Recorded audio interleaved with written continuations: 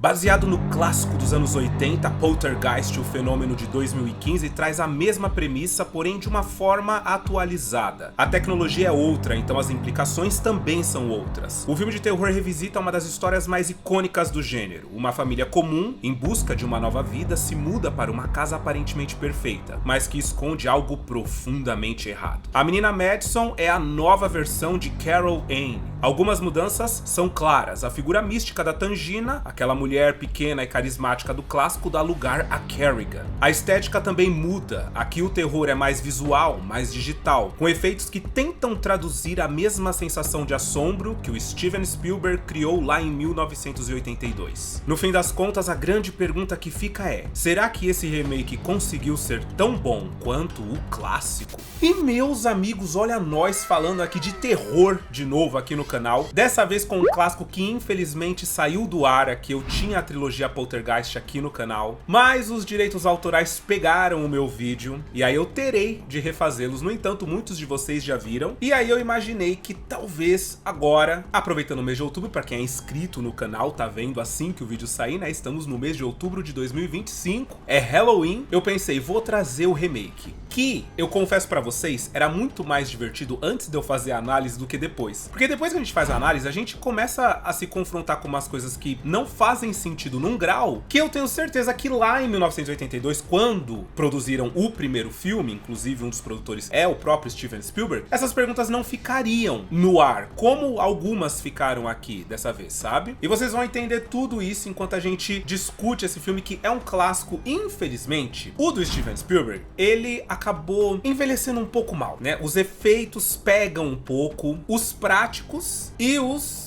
digitais na época, que tava engatinhando ali, tava arriscando se fazer uma coisa um pouco mais diferente. Todos eles pegam um pouco quando você assiste, você fica meio caricato, fica meio, eita, filme antigo, sabe? Então, é claro que faz até sentido fazer um remake. Só que os produtores, os roteiristas, a ideia do remake era atualizar e mudar as coisas, tanto que eles mudaram o nome dos personagens principais, né? O que fica mesmo é só a premissa. E aí parece que ficou faltando, parece que não foi. Mas a gente vai ver isso tudo agora, porque meu nome é Arthur Viana, se ajeita aí, que hoje a gente vai de novo voltar para essa casa mal assombrada que tenta se livrar de uma inocente garotinha com poderes mediúnicos. Assiste comigo Poltergeist, o fenômeno.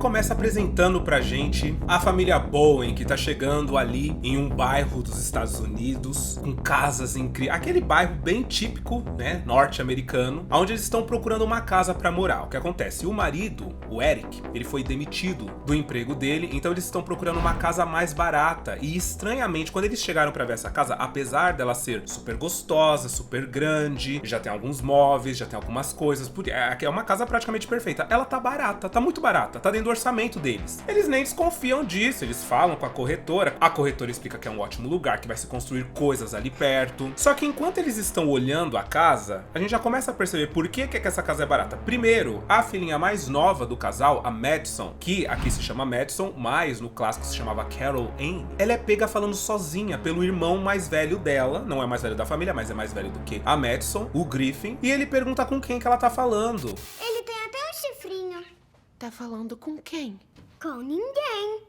E ela fala aqui com ninguém, só que ela tá falando umas coisas do tipo, ai, eu gosto, ai, eu tô com a minha família. Ela tá tipo respondendo, e isso é o pior, né? Ela não tá falando, ela tá respondendo perguntas que... Quem tá fazendo essas perguntas pra você, menina? E aí ela sai correndo, desconversa, fala que não tá falando sozinha, fala que adorou a casa, e acaba que eles compram a casa. Eles se mudam, porque como eu disse, é uma casa boa e tá dentro do orçamento. O fato é que logo nas primeiras horas, a casa já começa a mostrar que tem uma coisa errada. Primeiro tem uma árvore gigante do lado da casa, que range, só que ela não range como uma árvore antiga, velha que instala, não, ela range como se ela estivesse se mexendo, como se ela estivesse fazendo pequenos movimentos, e aí a madeira fica estalando, sabe? O Griffin, que é quem percebe que a árvore tá fazendo barulho, ele corre, fala pra mãe dele, a mãe dele desconversa, fala que a árvore é velha, que coisas velhas estalam.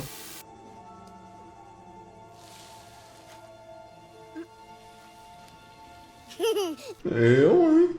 Depois tem um momento em que a mãe tá colocando roupa pra lavar lá no porão, e aí começa a sair uma água, um lodo preto debaixo da máquina, um lodo fedidíssimo, que ela não entende o que é aquilo, só que aí começam, né, as coisas que a gente fala bem assim, cara, isso é impensável, mas assim, é impensável além do filme de terror, porque um filme de terror, pra ele acontecer, é claro que os personagens têm que tomar atitudes burras, né, atitudes que a gente fala, pô, na vida real é óbvio que a gente não faria isso. Só que aqui é uma coisa meio louca, porque é um lodo fedido que tá saindo debaixo da máquina, ela sobe e fala pro marido dela, e fica por isso mesmo. Tipo, ela não desce lá pra arrumar, ela não puxa a máquina pra ver da onde tá saindo esse lodo, porque assim, o lodo tá saindo debaixo da máquina, o lodo tá saindo da parede, o lodo tá saindo de um cano que estourou, da onde tá vindo esse lodo? Eles não se preocupam em saber. E aí, quando a mãe da Madison vai colocar ela pra dormir, a Madison continua falando sozinha no quarto dela, o irmão dela pega ela falando sozinha, ela fala, olha, quer ver um truque? Vem aqui, bota a mão aqui. Eles botam a mão na maçaneta do guarda-roupa e o cabelo deles começa a voar por causa da eletricidade estática na casa. A eletricidade estática na casa é gigantesca e ninguém sabe explicar por quê, tá? As coisas dão choque. E aí à noite, quando a mãe da Madison vai colocar ela pra dormir, o Griffin fala que tem alguma coisa errada com o guarda-roupa da Madison. E a mãe fala que não tem nada de errado. É aquela negação. Só que nesse momento, a Madison, ela comenta, ela fala assim, é o povo perdido. E a mãe dela fala, quem que é o povo perdido? Ela fala, ah, é uma galera que mora aqui na casa. A mãe dela fala, não, meu amor, quem mora aqui na casa somos nós. Quem são seus amigos? O povo perdido. O povo perdido? Quem é o povo perdido? Tá, e esse povo perdido aí são seus amiguinhos que não existem, na verdade. Ela tenta convencer a garota de que tá tudo certo. E ela desconversa o fato da menina ter usado um termo, é o povo perdido. E tipo, da onde essa menina tirou uma ideia de que existe um povo perdido, que mora nessa casa? Mas tudo bem, bota ela pra dormir e vamos embora. Finge que a menina não falou nada. Eles moram aqui, mas não gostam de morar. Eles querem voltar pra casa.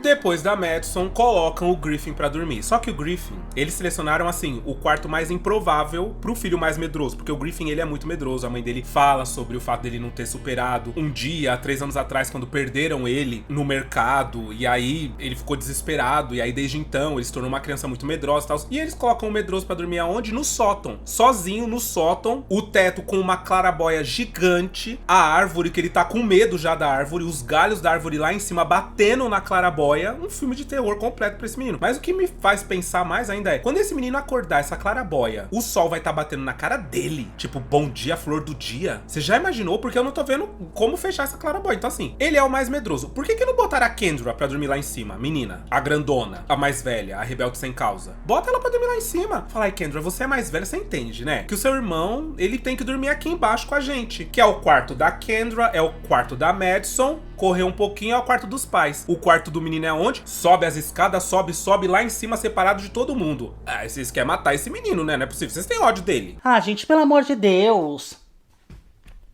Pior, durante a noite ele ainda encontra um monte de palhaço, de boneco de palhaço no quarto dele. Fica desesperado, chama o pai dele pra ver. O pai dele fica também pensando, nossa, mas por quê? Isso porque já moraram naquela casa. Agora são eles. E os antigos moradores simplesmente deixaram dezenas de bonecos de palhaço ali. Só que não só ali, deixaram de um jeito que quando a pessoa abrisse aquele guarda-roupa, os bonecos caíssem. Claro, pra dar um susto na gente. Terrível, não faz o menor sentido. E é durante ainda essa madrugada, essa primeira madrugada na casa, que o fenômeno do poltergeist se manifesta. E aí é muito interessante. É aqueles momentos em que você fala, ó, tá vendo? É aqui que quando se faz um remake, você sente que, ó, legal, melhoraram este acontecimento. Por quê? No clássico é muito simples essa manifestação. A TV sai fora do ar, a Carol Anne acorda, porque ela ouve falarem com ela fala um pouquinho, existe uma manifestação instantânea que sai da TV, acorda a galera, e aí a Carol Anne olha e fala, eles estão aqui. Aqui, não. Aqui no remake, a gente vê primeiro por causa da eletricidade estática que é causada pela presença, né, dos fantasmas, dos espíritos que tem ali. Primeiro, a luz de entrada, ela acende do nada, e aí a luz do quarto da Madison acende. Então a gente passa a acreditar que a força, ela tá andando pela casa.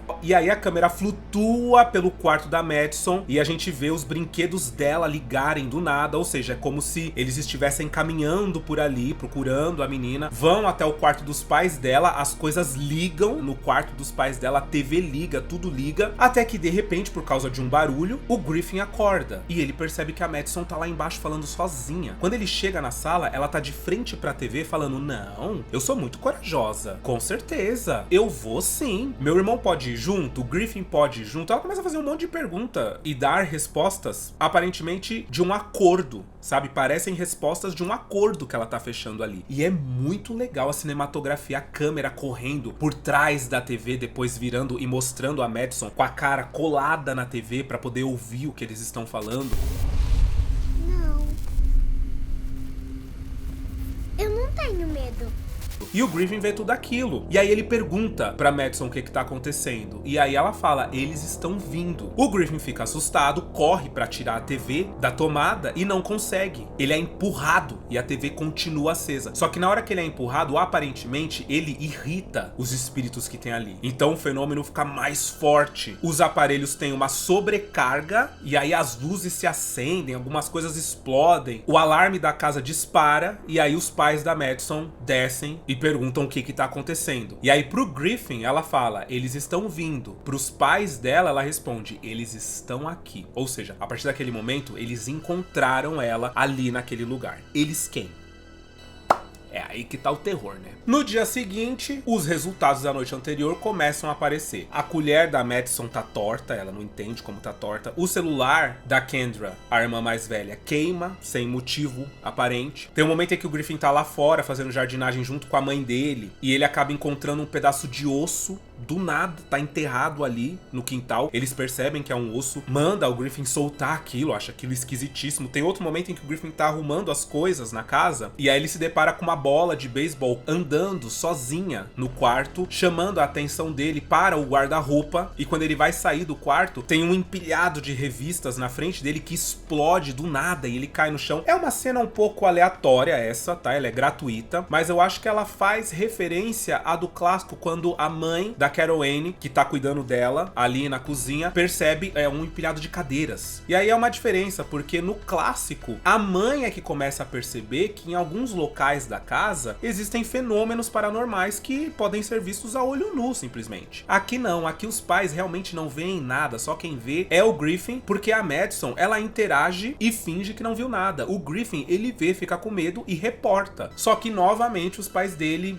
não ligam a mínima, acham que é besteira da cabeça dele. A mãe dele chega a gritar com ele, falar que ele precisa superar esse medo, que já deu esse medo dele. Aí assim, é aquele enredozinho que dá um pouco de raiva na gente, né? Que são os adultos que não escutam as crianças tá lá falando que tem alguma coisa acontecendo. E tipo, poxa, o que custa, né? Ir lá, observar, ver se tem alguma coisa. Não, eles não vão. Ele simplesmente, ele tem muito medo, ele é muito medroso, a gente não acredita em nada do que ele tá falando. É tudo imaginação da cabeça dele. Isso me irrita um pouco. O fato é que na noite seguinte a família se separa. As crianças ficam em casa, aos cuidados da Kendra, a irmã mais velha, enquanto os pais saem pra ir jantar com alguns empresários ali do local, porque é claro que o Eric, ele tá querendo um trabalho, né? Ele tá tentando arranjar um trabalho. Só que aí durante o jantar, um dos empresários comenta que eles foram morar numa área meio esquisita, né? Que eles acham meio esquisita e eles não entendem o comentário. E aí que a esposa dele fala que não costuma ir lá, ela se sente um pouco mal, porque na verdade ali era um cemitério. E o Eric e a Amy, os pais, né, da Madison e tal, da família, eles estranham, eles acham aquilo, eles falam: não é possível, a corretora não falou nada pra gente. Aí eles falam: olha, que coisa, a corretora deveria ter falado pra vocês, é uma coisa que não deve se ignorar. Só que aí eles explicam também que todos os corpos foram removidos do lugar e levados para um cemitério melhor, aonde os entes podem ir lá, ainda assim, prestar as suas homenagens. E é nessa madrugada, quando as crianças estão sozinhas, que o grande ataque acontece. A Kendra tá na sala quando o celular dela começa a sofrer uma certa interferência, que ela não sabe de onde que tá vindo. Então ela começa a andar pela casa guiada pela interferência do celular. Tipo, aonde fica mais forte, ela continua. Quando fica mais fraca, ela muda de direção. O celular acaba levando ela lá pro porão, aonde o chão do porão racha, sem mais nem menos, e começa a sair aquele lodo preto fedido de lá de dentro. A Kendra fica super assustada, ela vê uma entidade, uma coisa do lado dela, ali observando ela, no porão, como se estivesse parada, observando o que ela tava fazendo.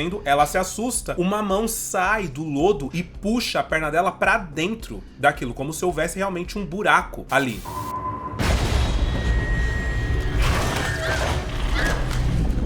Enquanto isso, o Griffin lá no quarto dele acaba sendo atacado pelos palhaços que estão espalhados pelo quarto dele, o que eu acho um absurdo. Tipo, mano, há 3 noites atrás você encontrou esses palhaços no guarda-roupa. Como que você não se livrou deles, né? Como que você não queimou todos eles? De fato, ele não se livrou e ele acaba sendo atacado por um dos palhaços. E quando ele consegue se livrar do palhaço, a árvore que aparece em cima da claraboia quebra o vidro e entra pra ir atrás dele. Ele consegue correr e encontra a Madison no quarto. A Madison tá com medo, porque ela tá ouvindo as vozes, ela tá ouvindo os chamados. Ela fala pro Griffin que tá com medo, só que quando ele percebe que tem uma presença paranormal no armário dela, ele simplesmente fala pra ela ficar quieta ali e não se mexer. Ela pede pra ele ficar com ela, só que ele não fica, porque ele também tá com muito medo. Então ele fecha a porta do quarto, deixa a menina ali, sai correndo pra ir atrás da Kendra e acaba sendo impedido de descer as escadas pelo poltergeist, que mantém ele travado ali. E é nesse momento que a árvore desce pela casa. Ela se estica. É uma árvore incrível, tá? Porque ela se estica e ela vem que nem uma mão, que nem uma garra, andando pelos corredores, puxa o Griffin e tira ele dali do corredor. E aí é que começa o sequestro da Madison no quarto. Primeiro, tanto o Lucy dela quanto o abajur começa a dar problema e a luz deles simplesmente sai, simplesmente abandona o lugar e começa a entrar no guarda-roupa, fazendo um caminho de luz dentro do guarda-roupa, tornando a imagem daquela escuridão, todo aquele breu total, até de certa forma agradável, porque fica tão bonito, fica até meio angelical, né? Fica meio, sei lá, uma sensação de fadas mostrando o caminho pra Madison. Ela fica de pé porque o ursinho preferido dela, o porquinho com chifre de unicórnio, ele vai pra perto do armário e quando ele chega perto do armário, ele fica de pé e começa a andar. Ela vai atrás dele, só que no momento em que ela pisa na sombra do armário, quando ela olha pra trás, o armário já tá longe, a entrada do armário já tá longe. E é aí que ela é de fato pega e sequestrada pelas entidades malignas que tem ali. É uma cena muito interessante, reinventa a do clássico, porque no clássico o bicho pega mesmo, né? Tipo, a porta do armário se abre, é uma luz terrível e o armário começa a puxar tudo que tem no quarto pra também poder puxar a Carol Anne. E aí ela fica se agarrando na cama até que ela é sugada. Quando eu fui assistir o remake, eu pensei, nossa, eu acho que o momento de que ela é levada lá pra dentro do armário, eu acho que vai ser tenso também, porque dessa vez eles têm tecnologia, eles têm muito mais possibilidades de reinventar essa cena, né? Mas não, eles reinventaram, achei que foi criativa, mas não tem tanto impacto quanto o original. Os pais do Griffin chegam bem nesse momento, e aí eles veem que a árvore tá segurando o Griffin de alguma forma, porém quando eles chegam próximos à árvore, de fato, ela solta o Griffin no chão. E aí a Kendra vem correndo e fala que a Madison desapareceu. Eles procuram ela pela casa toda, não conseguem encontrar, até que o Griffin percebe a TV da sala se ligando e a voz da Madison falando lá de dentro. Ele chama os pais dele, eles chegam e a Madison fala que não tá conseguindo ver eles. Cadê eles? Eles não entendem absolutamente nada do que tá acontecendo e o Griffin coloca a mão da mãe dele na tela da TV e aí a mãozinha da Madison surge tocando a mão da mãe através da TV. De repente, ela desaparece, eles ficam desesperados, a mãe quer chamar a polícia, mas o Eric não deixa, ele fala que vai ser impossível explicar pra polícia o que foi que aconteceu, tipo, a nossa filha foi levada e a gente conseguiu ouvir ela através da TV e agora ela desapareceu, como que eles vão explicar isso pra polícia? Então ele fala, a gente precisa pensar em como a gente vai agir, o que a gente vai fazer a partir de agora. E aí, como eles ficam desesperados, eles acabam indo até a faculdade, porque a Amy se lembra que quando ela estudava lá, tinha um departamento de assuntos paranormais, que era uma galera que estudava esses lances paranormais, e como ela já entendeu que o que aconteceu com a Madison foi algo sobrenatural, foi algo nessa instância, talvez essa galera possa ajudar ela. Então ela vai lá com o Griffin pra poder explicar o que foi que aconteceu. Eles explicam para uma mulher chamada doutora Brooke, que é super empática, ela é super... Eu gosto dela, ela é carismática. Ela fala que entende que por mais que ela ache que aquilo tudo não faz sentido, pra ela faz sim. Ela, como doutora, como já analisou outros casos parecidos com esse, pra ela faz todo sentido o que tá acontecendo e que ela vai ajudar a família. Ela vai fazer o que ela pode pra tentar recuperar a Madison, pra entender o que foi que aconteceu e recuperar a garota. Então, eles vão pra casa da família e aí chegando lá, eles começam a analisar o quarto da Madison, porque foi aparentemente onde ela desapareceu E aí o Boyd, um dos assistentes da Dra. Brooke, ele tá explicando que esses fenômenos realmente acontecem, que uma vez ele conseguiu registrar, através do time-lapse da câmera dele, um banco de piano andar por metros, só que isso demorou mais de 7 horas pra acontecer, e aí ele explica como é difícil registrar um fenômeno paranormal a olho nu, que é muito difícil ver e tal. E aí é nesse momento que quando ele vai sentar na cadeirinha ali do quarto da Madison, a cadeirinha simplesmente voa pra parede, se quebra.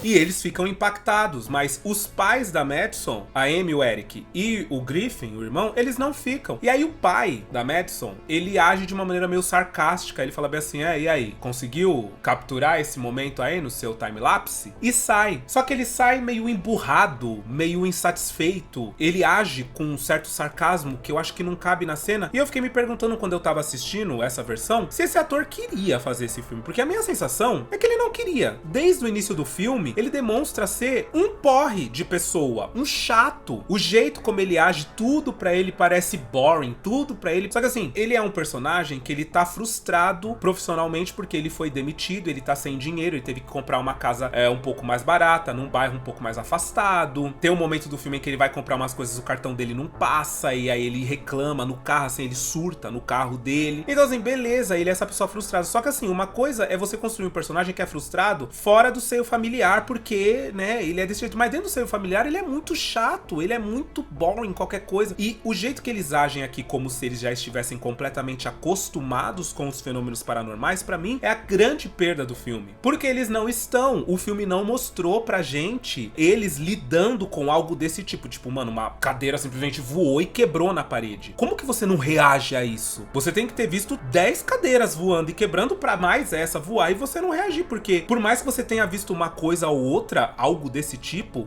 é praticamente violento. Na verdade, é violento. Então, o ritmo emocional do filme, ele não acompanha. E aí a gente perde conexão. Por quê? O terror, ele funciona muito por empatia, né? Quando o personagem tá com coragem, a gente tá com coragem também. Quando o personagem não tá ligando, a gente meio que não liga também, né? O perigo vai de acordo com o que o personagem demonstra pra gente. Se for muito perigoso e o personagem demonstrar que é muito perigoso, a gente começa a ficar aflito porque é muito perigoso. Mas aí a família age desse jeito, a gente relaxa, a gente acha assim, é isso aí, vamos lá, vamos ver o que vai, vamos ver o que vai rolar. Registrou tudo isso em time-lapse?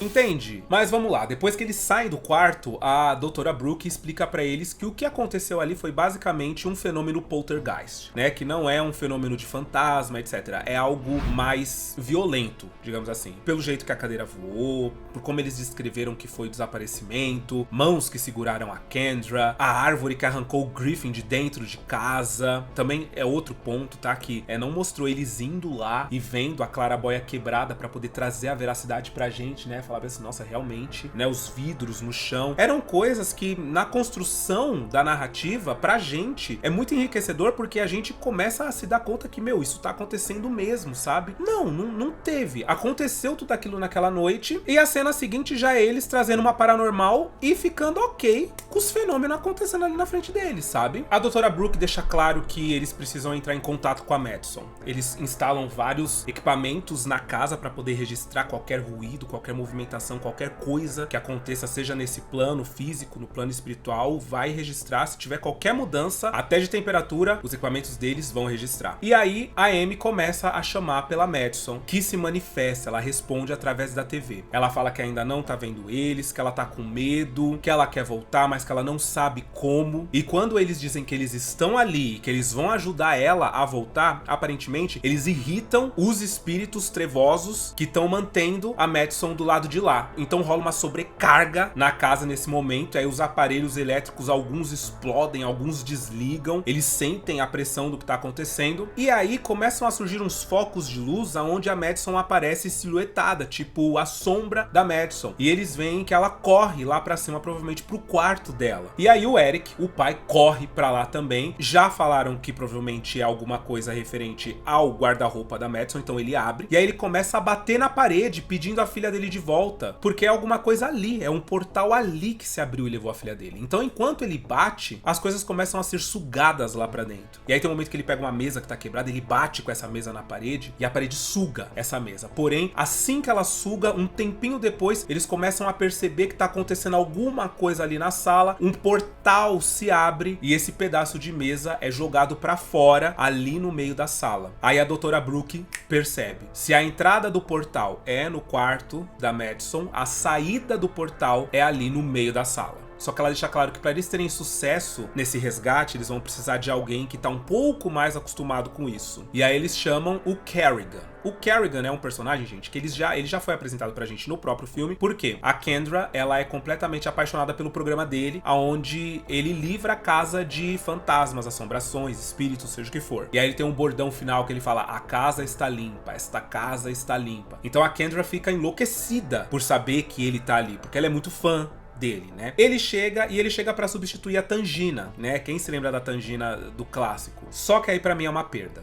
Aqui, o remake, ele tenta atualizar algumas coisas, e algumas delas até dão certo, mas outras não vai. E eu acho que a substituição da Tangina nesse caso não foi. Principalmente porque o Kerrigan, ele não é um cara legal. A Tangina, ela abraça a família, ela vem como uma força materna que vai cuidar dos adultos, ela vai cuidar deles e vai trazer a filha deles de volta. Aqui, o Kerrigan, ele é arrogante, ele é chato, ele é aquele personagem que é meio revoltado, ele é meio sem paciência, ele é meio tirão. Ele não parece aquele senhor que chegou e a gente fala: caraca, ele acolheu a família, ele vai ser um paizão, vai proteger todo mundo e vai trazer a menina. Não! Ele é um chato, sabe? Eu não sei, pode ter gente que tá assistindo que goste do personagem dele. Eu acho ele meio chato, eu acho que a Tangina consegue emular de forma melhor esse ser mediúnico que vai dar conta do recado. De qualquer forma, ele anda pela casa, ele observa o porão, ele vê o lodo fedido que tem no porão, ele volta, ele olha o portal no quarto da Madison, e aí ele começa a fazer umas perguntas pra família. Ele pergunta se eles já viram a Madison fazer alguma coisa sobre-humana, sobrenatural, e aí eles falam: ela tinha amigos imaginários, ela conversava muito. Só que aí o Griffin deixa claro que não, que era mais do que isso, né? O Griffin explica que tipo de pessoa era a Madison, né? Que tipo de criança era a Madison. E aí ele deixa claro que o que aconteceu ali,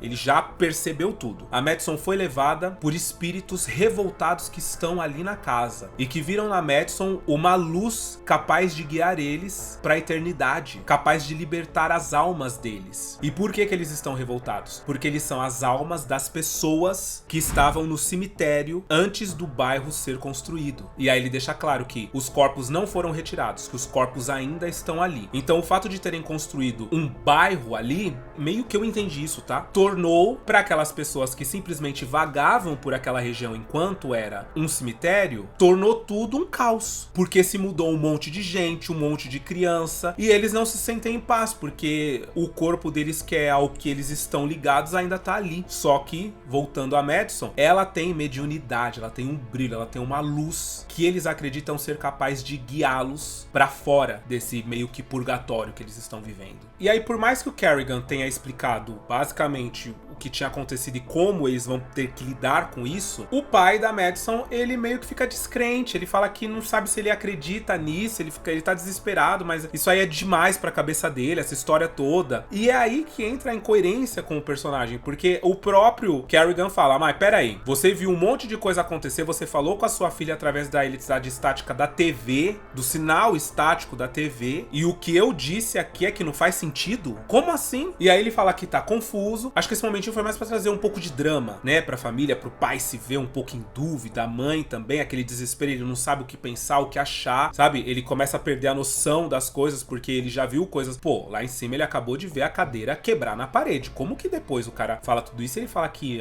parece too much, parece demais? Não, né? Uma cadeira voou e quebrou o cara. É abraçar a ideia do Kerrigan e ir embora. E é o que ele faz, né? No final das contas, ele cede e fala: beleza, vamos fazer o que você tá mandando. E aí ele começa a executar um plano. Eles colocam um colchão debaixo embaixo da saída do portal. Eles vão no quarto da Madison, amarram uma corda na parede e jogam essa corda dentro do portal. E essa corda passa pelo outro plano todinho e cai em cima do colchão. E aí ele explica que a Madison vai ter que se guiar por essa corda, porque lá dentro não tem em cima e embaixo, direita e esquerda, não tem. A orientação lá é completamente outra. Então eles precisam encontrar a Madison lá dentro e pedir pra ela se guiar pela corda até a ponta da corda e se jogar. Pra isso eles usam um drone. E aí vem uma das cenas mais legais do filme. Eu adoro essa cena, onde o Griffin vai dirigindo o drone ali, eles vão vendo tudo que o drone tá vendo, né? Porque tem uma câmera. E aí o drone entra pelo portal e começa a mostrar o mundo do lado de lá. E é muito da hora, assim. É cheio de eletricidade, né? Cheio de raios. E a galera tá na parede. Parece uma imagem, de fato, pesada. E é muito tenso. E enquanto ele tá indo com o drone, ele encontra a Madison. E a Madison começa a falar com eles ali. Só que quando os seres percebem que a Madison tá falando com alguma coisa que nem pertence àquele mundo, eles derrubam o drone. Só que no que eles derrubam o drone, dá pra ver a luz, a tal da luz. E aí o Kerrigan fica desesperado, porque ele explica como a luz tá muito próxima a Madison, ela tá basicamente indo. E como lá não tem esquerda, direita, em cima e embaixo, se der uma vertigem na menina, ela entra na luz. E aí ele explica, se ela entrar na luz, ela não volta nunca mais. Nesse desespero de quem vai entrar, quem vai seguir na corda pra poder falar com a Madison, pra poder recuperar ela lá dentro, o Griffin, que tá completamente coberto de culpa por causa do que aconteceu, né? Ele se sente muito mal, ele fala várias vezes sobre a culpa ser toda dele. Ele corre e entra no portal pra ir atrás da irmã dele, né? Arranja coragem pra ir lá pegar ela. Aí lá dentro também é muito legal ele andando. E enquanto ele anda, enquanto vai mostrando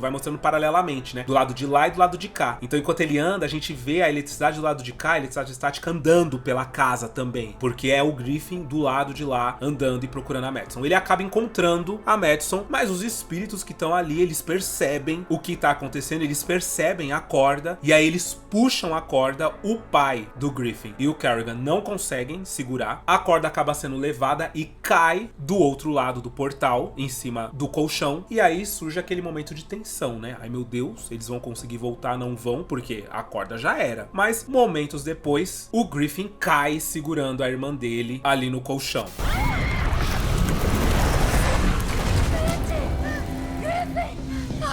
A galera corre com os dois pra banheira de água quente, que era necessário, né? O Kerrigan já tinha falado que isso ia acontecer, então eles iam estar gelados, praticamente desfalecidos, né? O corpo deles. E enquanto eles estão ali jogando água quente nos dois, de repente o Griffin acorda e depois a Madison acorda. Uma coisa legal é que realmente eles estão completamente pálidos e a cor deles só volta quando eles acordam. Aí é aquela cena que tenta puxar um cunho mais emocional, só que como não houve um desenvolvimento grande do sofrimento da família a respeito da Madison, o que é muito diferente no clássico, porque a mãe sofre muito mesmo a perda da Carol Anne. Ela fica realmente desesperada com a menina tá desaparecida, sabe? Aqui é legal, é simplesmente legal, tipo, bacana. Eles se trocam, entram no carro, jogam as malas lá e falam, vamos embora e nunca mais a gente volta aqui. Só que no momento em que eles estão saindo e pensando, deu tudo certo, a Madison fala, não deu não, eles estão muito bravos. E aí rola aquela taquicardia de novo, né? Quando ele tenta acelerar o carro, adivinha, o carro não sai. O carro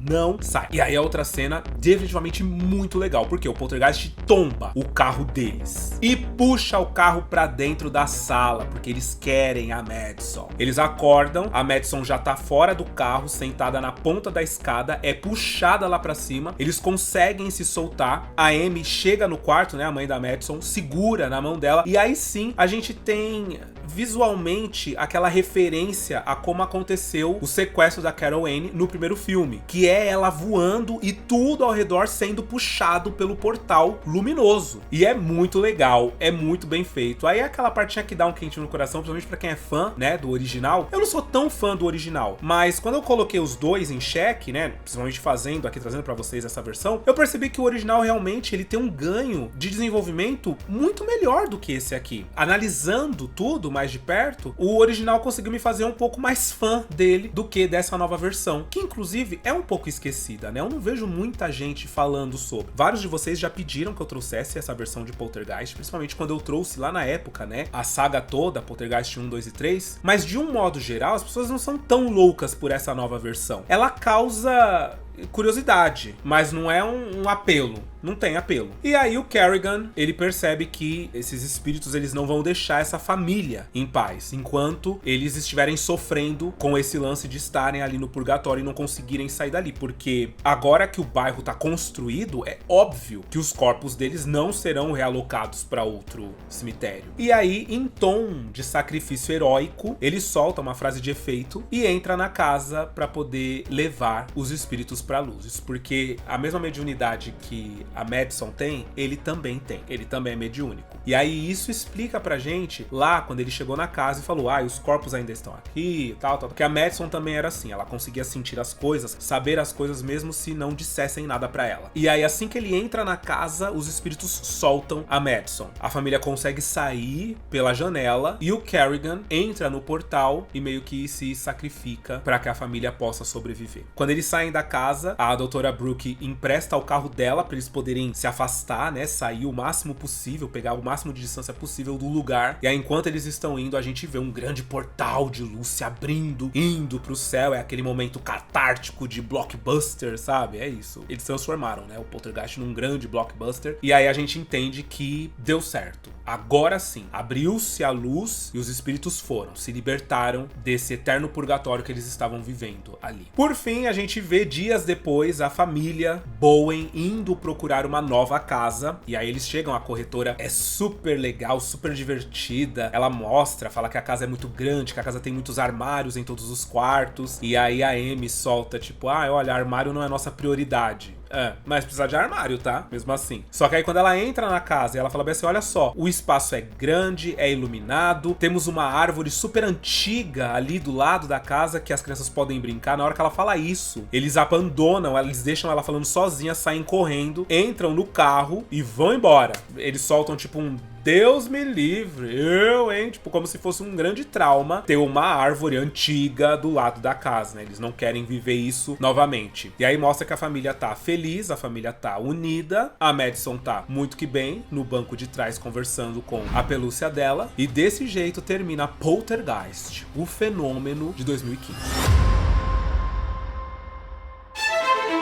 O filme foi mediano em bilheteria, ele fez um lucro, tá? Ele teve um lucro sim, ele custou 35 milhões pra ser feito e arrecadou 95 milhões mundialmente. Ou seja, se pagou, teve um lucrinho, né? Teve uma coisinha gostosa ali. Já era uma fase aonde os filmes realmente alcançavam grandes bilheterias. Então assim, a bilheteria de Poltergeist não foi tão expressiva. Agora o que deu ruim mesmo foi a crítica. No Rotten Tomatoes, o filme tem 29% de aprovação, o que é bem pouquinho. Dentre as críticas, uma delas é de que o filme conseguiu, de certa forma, trazer o lance pra tecnologia, né? Dessa vez eles têm drones, eles têm celulares, a TV de plasma e tal, mas parece que o filme não foi produzido por uma equipe, por produtores que tivessem paixão pelo original, e é exatamente isso que eu sinto. Não houve, de certa forma, paixão criativa. Esse foi o termo que o crítico usou. The Hollywood Outsider comentou que o filme é bom o suficiente pra não ser ruim, mas é ruim o suficiente pra não ser bom. Ou seja, água morna. Não é quente, não é fria. Não cozinha, mas também não refresca.